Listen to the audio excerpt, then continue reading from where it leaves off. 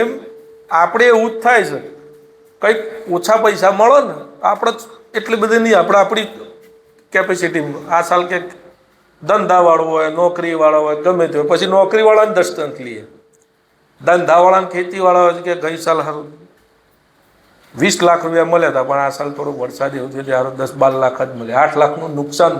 8 લાખનું નુકસાન છે કે નફામાં 8 લાખ ઓછા મળે? નફામાં 8 લાખ. તો રાજી ના થવું જોઈએ. ભગવાનની મરજી આવી હોય પણ ના થાય.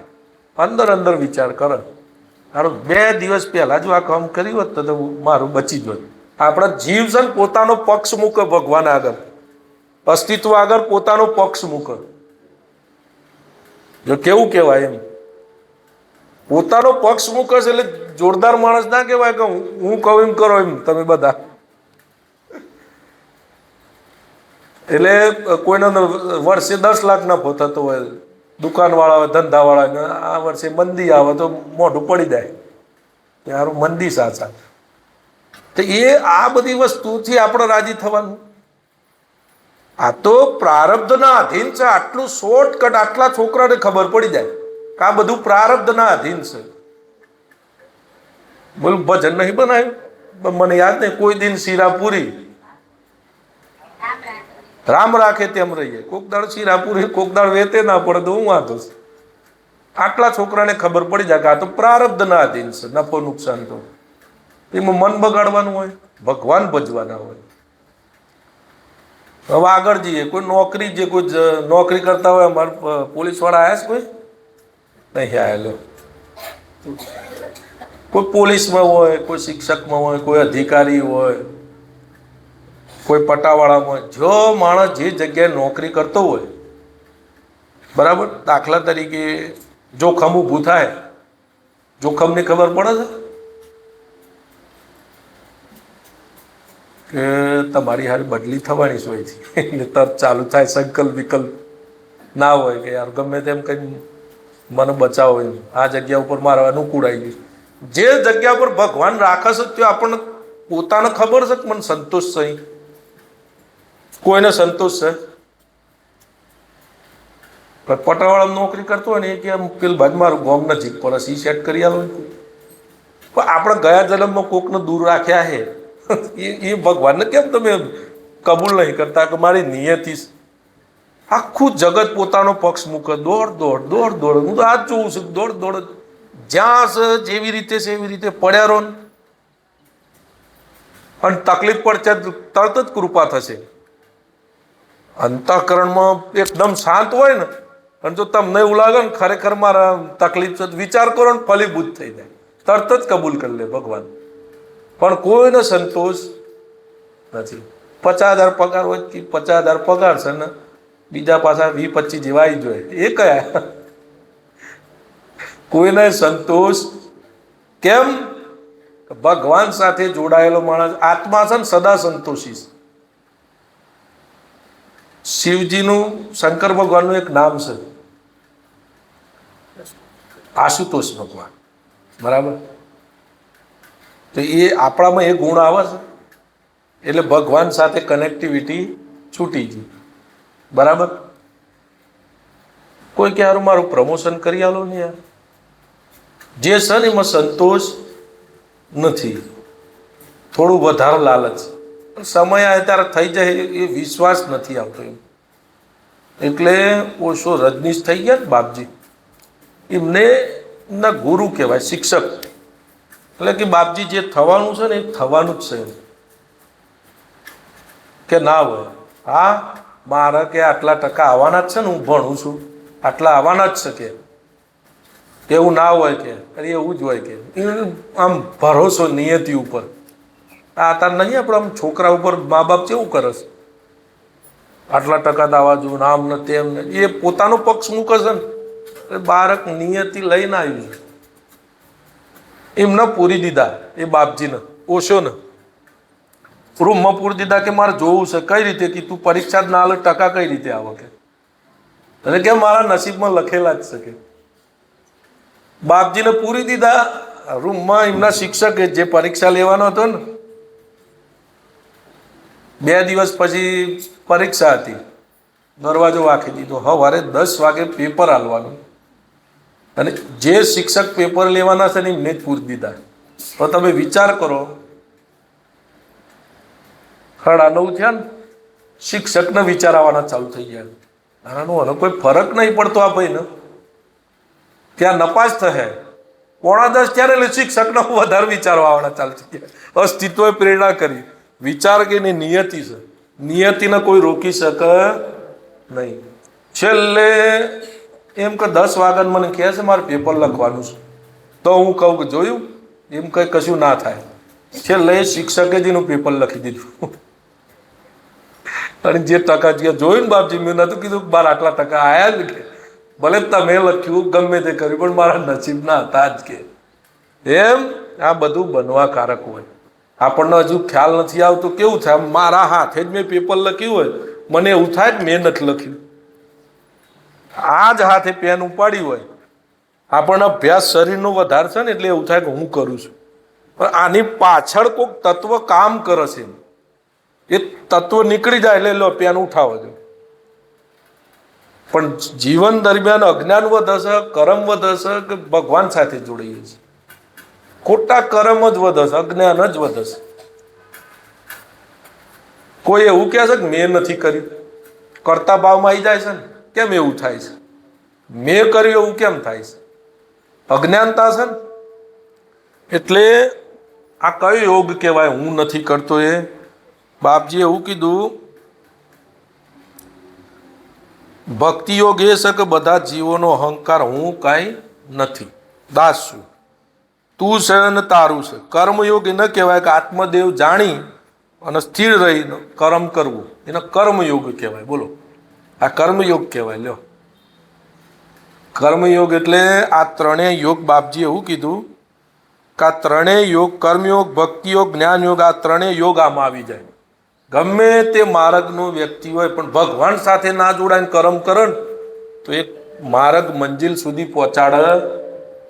જેમ ખેડૂત ખેતી કરતા હોય ત્યારે કર્મ થઈ રહ્યું છે ને, ખાલી એટલું જ ધ્યાન રાખવાનું છે. શું? હું આત્મા છું, હું શરીર નથી.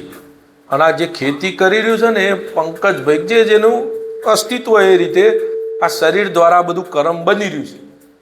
તો તમે છૂટા ના રહ્યા તો એ કર્મ કરતા તમારું આચરણ કયો કે તમારું ધ્યાન કયો કે તમારો યોગ ભગવાન સાથે રહ્યો કે કર્મ સાથે રહ્યો?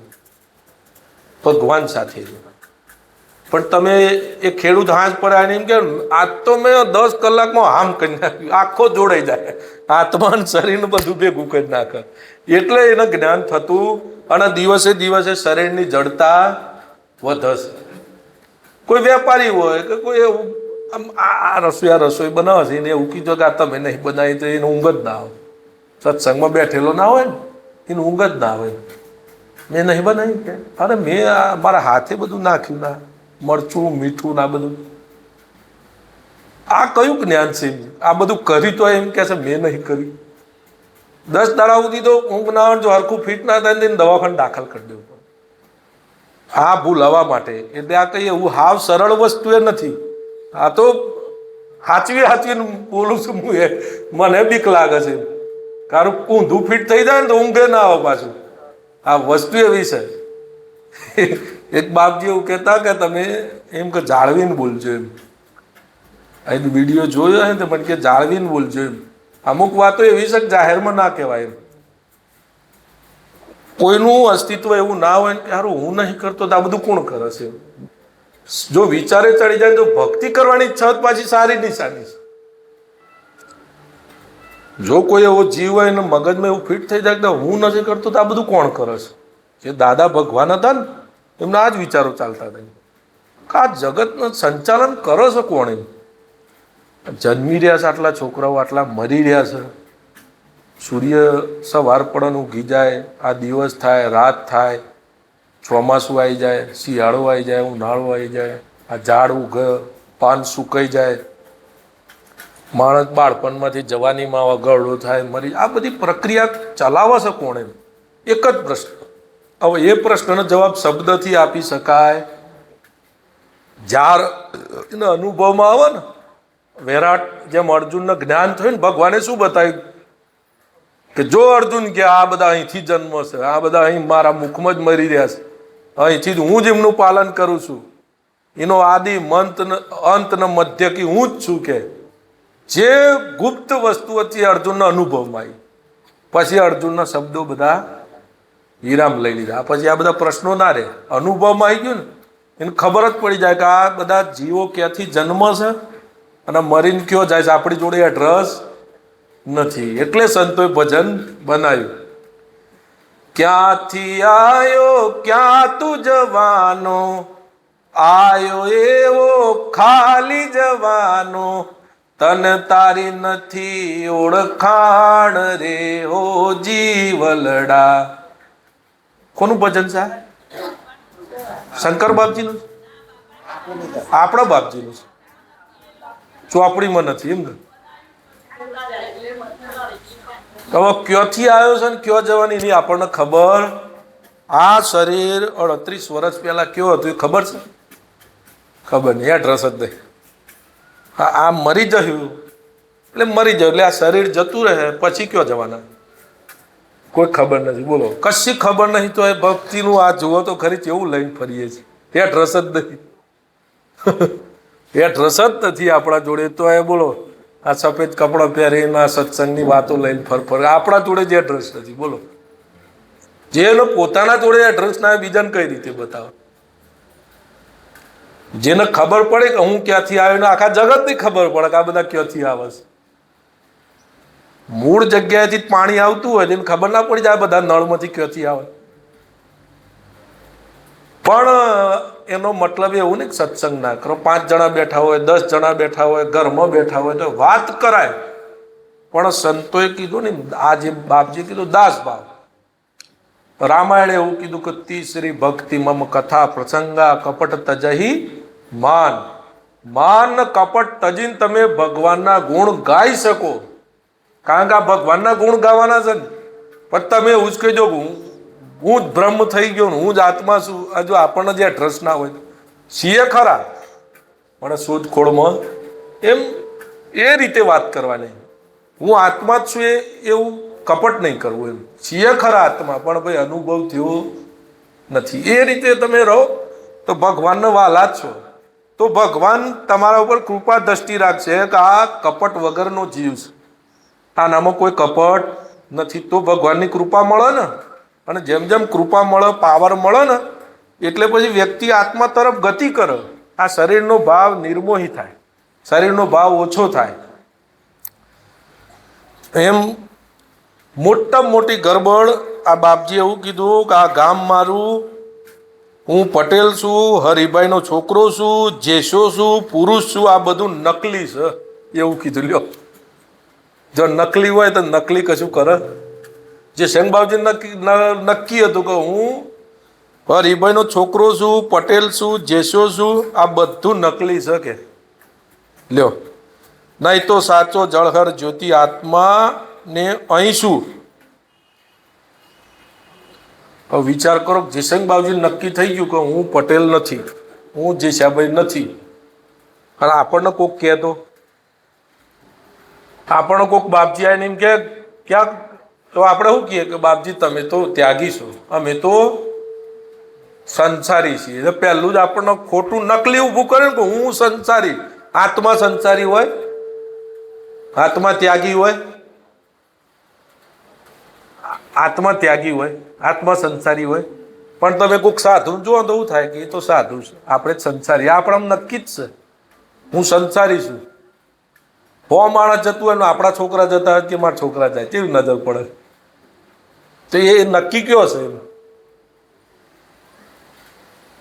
અને આ બધું તો નક્કી ખરું. પાછું છેલ્લે મારા બાપજી એવું કહેતા હતા, માણસ મરવાનો ટાઈમ હોય ને, મરવાનો ટાઈમ આમ છેલ્લા આમ ડચકા લેતો હોય ને, તો એ લાઈને ઓળખાણ કરાવો કે ઓળખો છો, ઓળખો છો, તમારે કોણ? હવે આખી જિંદગી લોહી પીધું હોય તો ઓળખતા ના હોય, તો એ જોડે લાય ઓળખો છો. આ ઓળખાણ ના કરાવાય. જ્યાં જૈન સાધુઓમાં તમે જુઓ છો વિડીયો, શરીર છૂટતું હોય તાને શું કહે છે? તમે શુદ્ધાત્મા છો, શુદ્ધાત્મા છો, શુદ્ધાત્મા. તમે શરીર નથી, તમે મન નથી, બુદ્ધિ નથી. આપણે એવું કરાય. સત્સંગી જીવ હોય ને, કોઈ માણસના શરીરનો અંતિમ શ્વાસ આવવાનો જ છે ને એક દિવસ. આત્મા થોડું મરસ, પણ એને જ્ઞાન શું અપાય એ ટાઈમે? તમે મળતા નથી, તમે જન્મતા નથી, આ શરીર જાય છે એટલે તમારું ધ્યાન, તમારી સુરતા એ જગ્યાએ રાખો કે હું મળતો નથી, એવું કહેવાય. ઓળખાણો કઢાવાય. ઓળખાણો કઢા જીવ પાછો આવો. ઓળખાણ કઢાયો તો કંટાળેલો હોય જલ્દી જતો રહે. હા કેવું હજી છૂટવા દે કે કંટાળે છું. અને જો રાગ હોય તો મોહ રહી જાય. એમ આ કર્મયોગની વાત થઈ. પછી ભક્તિ યોગમાં બાપજી એવું કીધું કે બધા જીવોનો અહંકાર હું એ કાંઈ નથી, દાસ ભાવ. આ દાસ ભાવ એવી વસ્તુ છે ને કે દાસ ભાવનો વિસ્તાર કરીએ ને આપણે, દાસનો અર્થ થાય એક રીતે સંતોએ એવું કીધું કે ગુલામ. દાસનો અર્થ શું થાય? ગુલામ. હવે આપણે ગુલામ છીએ ને તો એ તમે જોજો, માલિક હોય ને એવું વર્તન કરીએ છીએ. આ વરસાદ પડે ને નુકસાન થાય ને, શું કહે તારો વરસાદ પડ્યો ને આટલું બધું નુકસાન થઈ ગયું. હવે ગુલામ હોય કોઈ દાર કોઈને આંગળી કરે? માલિક કોણ છે? પરમાત્મા. હું એની મરજીથી જ બધું બની રહ્યું છે ને, તો એ વાત કેવી કરે જાણે માલિક હોય. તારો વરસાદ પડે ને મારા 4 લાખનો. ગુલામ હોય કશું બોલે? કશું જ ના બોલે ને.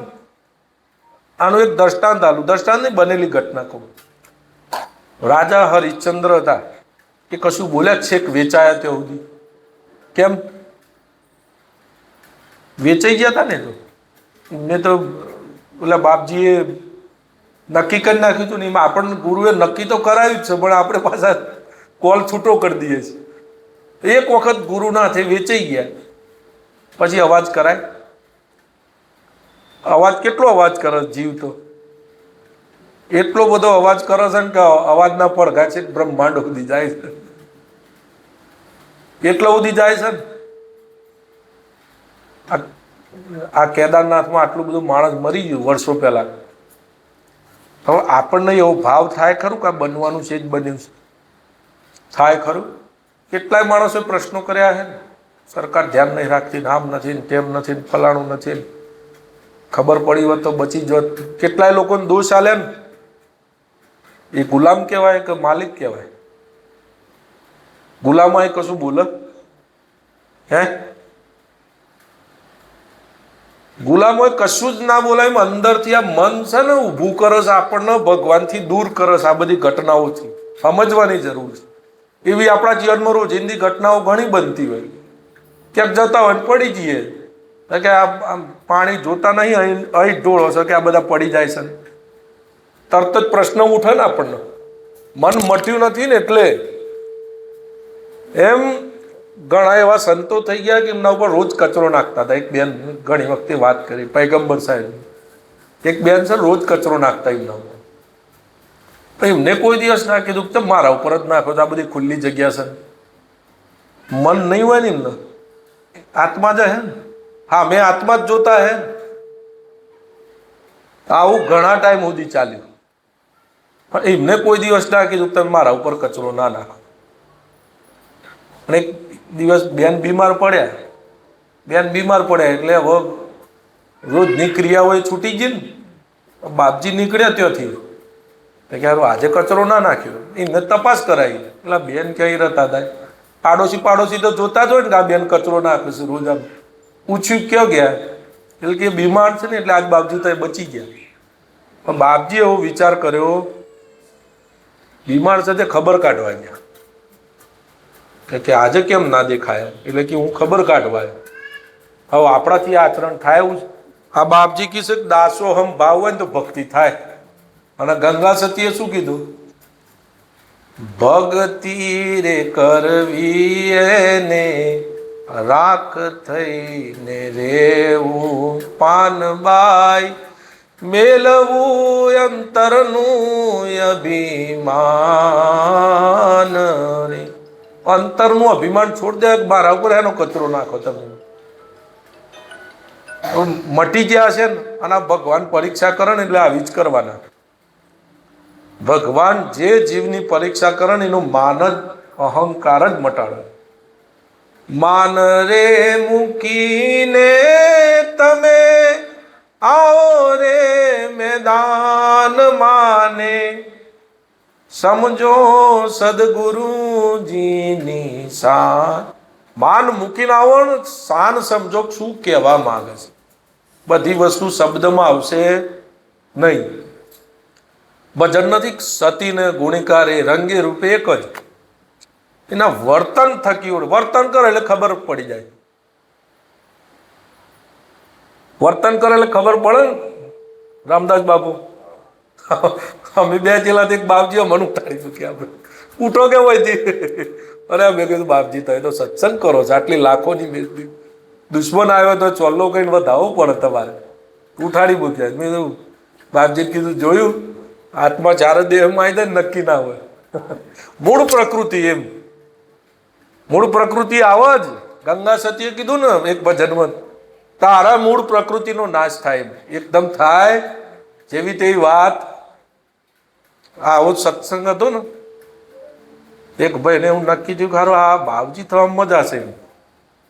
હારું બધા પગે લાગે ને વાહ વાહ કરે ને, કાજુ ને બદામ ને.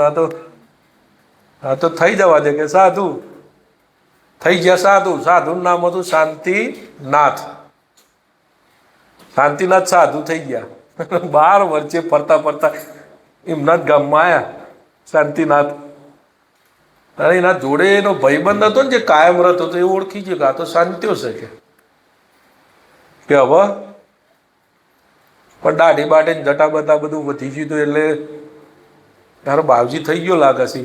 પણ જોવા તો દે શાંતિનાથ છે, ખરેખર શાંતિઓ જ છે. અમુક માણસો ને જેવું અંદર આમ રવાય નહીં. એ બધા 10-15 જણા બેઠા હતા કે બાપજી તમારું નામ શું? બાપજી સરસ મીઠો જવાબ આપે, બેટા કે શાંતિનાથ. બાપજી હારું મારે છે ને થોડી તકલીફ છે, ઉતાવળું બોલજો. તમારું નામ શું?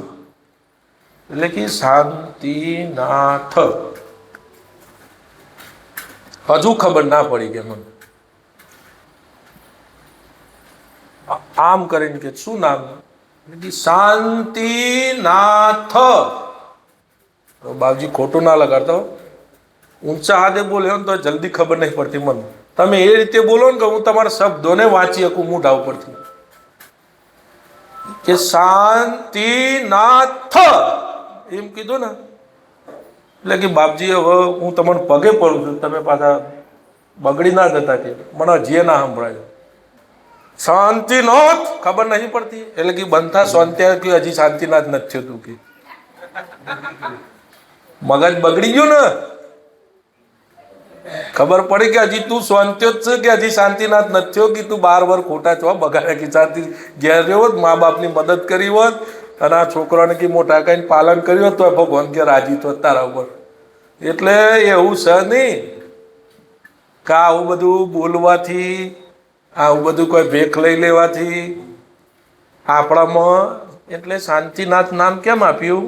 જેનામાં શાંતિ નથી ને, નામથી શું થાય એમ આત્મા કરવાથી આત્માનું જ્ઞાન થાય. આ બધા ગુણ આચરણમાં આવવા જોઈએ, આત્માના ગુણ. જયશંકબાવજી જેવું કહેતા ધરતી જેવી ધીરજ રાખજો ભાઈ. ધરતી જેવી ધીરજ ના રહી ને એટલે શાંતિનાથ બગડ્યા. એમ આપણું એવું જ છે. 2-3 વખત કોઈ પૂછી લે ને ઘરમાં જ મગજ બગડી જાય. કીધું તો ખરું તો હશે, આવું બધું આમ કરવાનું છે શાંતિથી કહો કે આમ કરવાની શું જરૂર?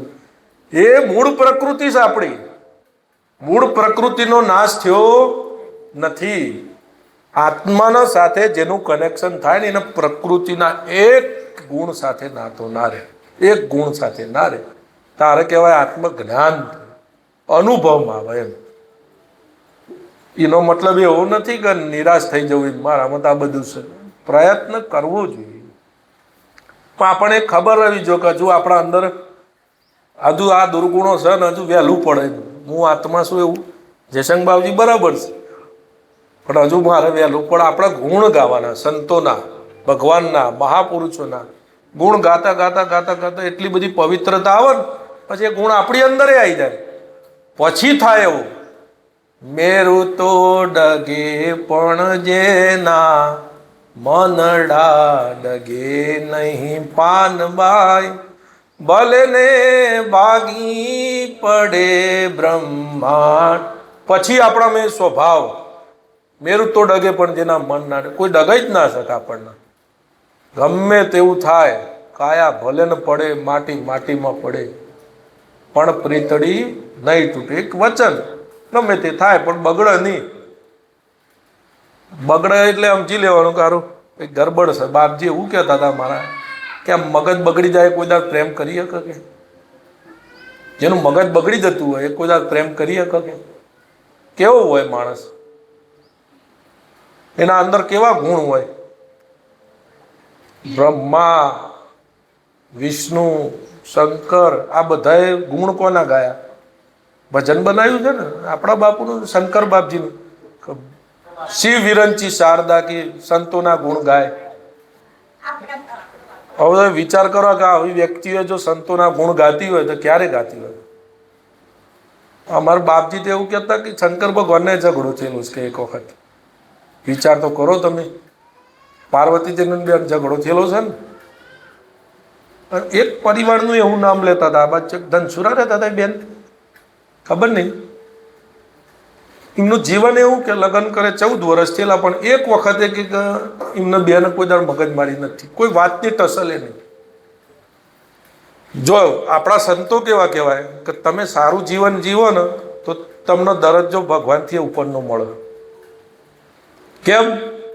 રામાયણમાં ભગવાને જ કીધું છે કે મોર તે અધિક કરી, મોર તે અધિક સંત કરી દેખા. મારાથી વધારે જે સંતોને માને ને મને પ્રિય. કેમ કીધું હશે એવું? કંઈક સંતોમાં હશે ત્યારે ને તો ભગવાન ને પાર્વતીજીને ઝઘડો બતાવેલો છે શાસ્ત્રોમાં. એ બેનનું નામ ખબર નહીં પણ બાપજી એવું કહેતા કે 14 વર્ષ ત્યાં કોઈ દિવસ આમ ટસલે નહીં પડેલી.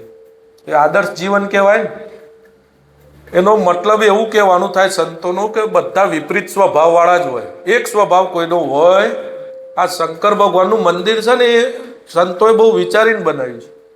સાપ, ભગવાનના ગળામાં સાપ, માતાજીનો વાઘ, શિવજીનો પોઠિયો, ગણપતિજીનો ઉંદર.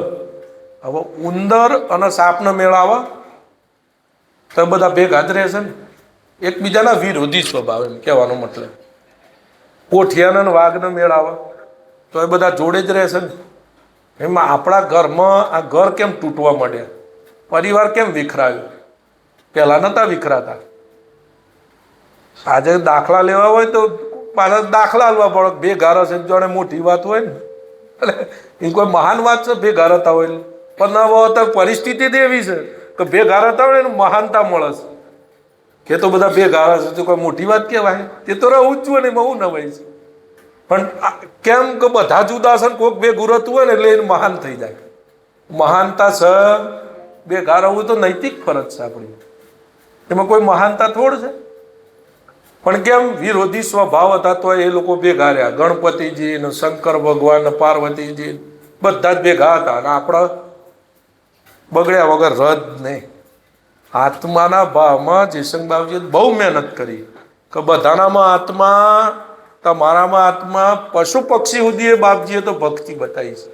હજુ તો આપણે મનુષ્યથી શરૂઆત નથી કરી. બધામાં જ કે પરમાત્મા છે. અને જયશંક બાબુજી કહી ગયા એવું નથી, બધા જ કહી ગયા છે. ભક્તિની શરૂઆત ક્યાંથી થાય? બધાના ભગવાન જોવાથી જ થાય. જેસલને જ્યારે આમાંથી બચાયા તુરલે, પછી જેસલે કીધું કે મારે ભગવાન જોવું, સાહેબો કીધું એટલે ભગવાન જોવું છે. તો તોરલે કયો બતાવે? રે હરણામાં મારો સાહેબો રામ યલક, હરણમાં બતાવે. પછી એને કીધું મોરલા માર્યા મેં તો તોરલે કીધું એ રે મોરલામાં મારો કયો બતાય જે જગ્યાએ તે કે ખોટા કર્મ કર્યા ને એ જ ભગવાન હતું કે એમ આપણે પેલા વાત થઈ કે આપણે ખોટું ભગવાનનું જ કરી રહ્યા છીએ પણ આપણને ખબર નથી. એટલે જો જેસલને શરૂઆત કરવી હતી તો ત્યાંથી કરી. જેસંગ બાવજીએ એ જ મહેનત કરી આખી જિંદગી જ્યાં સુધી શરીર રહ્યું ત્યાં સુધી. એમ એ જ વાત આપણા આચરણમાં મૂકવાની છે કે બધાનામાં પરમાત્મા જ છે. એ જ ભાવ રાખીને એ ભાવ પાછો સ્થિર રહેવો જોઈએ. ભાવ ખંડિત નહીં થવા દેવાનો. અને ભાવ ખંડિત થશે ને જો ભક્ત હોય ને એને પીડા થાય. હારું આવું કેમ થયું? અને પીડા થાય ને એટલે ભગવાન એને મદદ કરે. ગમે તે પણ સાચી મહેનત તો હતી ને. ભલે આચરણ નથી કરી શકતા આપણે પણ મહેનત તો પ્રમાણિક છે ને તો મદદ મળશે. પછી ધીરે ધીરે ધીરે ધીરે ધીરે ધીરે ધીરે ભગવાનની કૃપા કયો કે પાવર કયો એટલો બધો વધી જાય ને આત્મા જોવો નહીં પણ સહજ થઈ જશે. શરીરનું ભાન જ નહીં રહે. એસી બાત હે. 1 કલાક કીધું હતું એટલે 1 કલાક થઈ ગયું કમ્પ્લીટ. સદગુરુ ભગવાન કી જય. સનાતન ધર્મ કી જય. ધૂન 2-5 મિનિટ બોલવી હોય કોઈનો સત્સંગ હજુ સમય